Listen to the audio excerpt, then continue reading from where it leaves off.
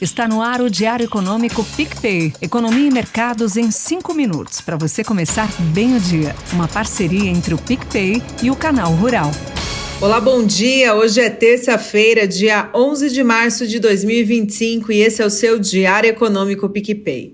A semana iniciou com aversão ao risco acentuada, dado a espera dos índices de inflação e as expectativas de desaceleração das economias no mundo todo.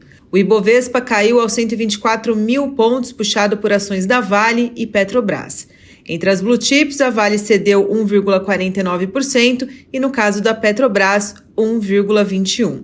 E os bancos, por sua vez, moderavam as perdas, o que ajudou um pouco a Bolsa Brasileira. O temor de fragilidade econômica nos Estados Unidos e na China derrubaram os preços das commodities. E o dólar operou estável, mas encerrou nos R$ 5,85, uma alta de 1,07%. O fluxo cambial foi positivo. Observamos ingressos de exportadores na venda de dólar no mercado à vista após a cotação ultrapassar os R$ 5,80. O arrefecimento da força do dólar lá fora foi que diminuiu um pouco uma possível volta da depreciação do real. O recuo dos rendimentos dos Treasuries diante de uma busca por segurança influenciou na queda dos juros futuros, mas o sentimento de risco contaminou o mercado de juros aqui no Brasil e os DIs desenharam abertura em todos os vértices da curva.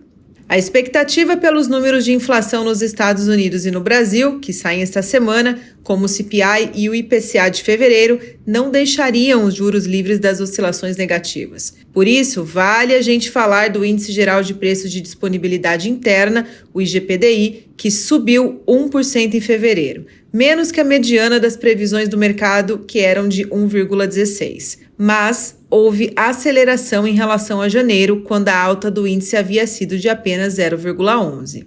O Boletim Focus trouxe mais uma semana de desancoragem das expectativas de inflação, passando a medição do IPCA de 5,65 para 5,68 em 2025. Para 26, a mediana do mercado não foi alterada e permaneceu nos 4,40, pela segunda semana seguida.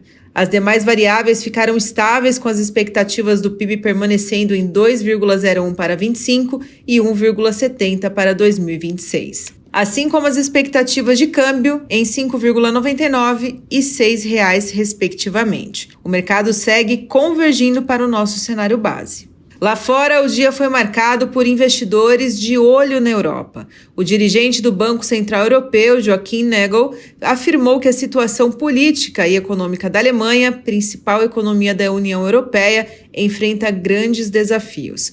A produção industrial alemã avançou neste início de ano, mas ele não acredita que há sinais de reviravolta e que, considerando as tarifas americanas contra a União Europeia, a perspectiva de curto prazo para a indústria alemã continua tudo menos otimista. Após o presidente dos Estados Unidos não descartar o risco de recessão no país, as falas sobre os impactos da guerra tarifária se intensificaram entre as personalidades de bancos centrais. A Casa Branca se empenhou em minimizar o receio do mercado e o efeito foi uma busca pelos Treasuries como estratégia de segurança. Mas apesar desse cenário nebuloso nas economias desenvolvidas, o ouro cedeu junto com outras commodities. Para hoje, a agenda ainda segue esvaziada, mas aqui no Brasil teremos a divulgação da PIM, Pesquisa Mensal da Indústria, que após um quarto trimestre negativo, deve trazer uma leve variação positiva da PIM-PF na abertura de 2025. Esperamos uma variação de 0,4% na medição de janeiro contra dezembro, que havia registrado uma queda de 0,3%. No exterior, dados de mercado de trabalho, relatório JOLTS e a média do mercado espera a criação de 7,710 mil vagas, uma alta visto a abertura de 700 mil vagas em dezembro de 2024. Caso esse número se confirme, ou seja, menor, o mercado pode intensificar a aversão a risco por conta da expectativa de uma desaceleração mais forte da atividade americana. Vamos acompanhando com aquela sorte de sempre. Bom dia e bons negócios!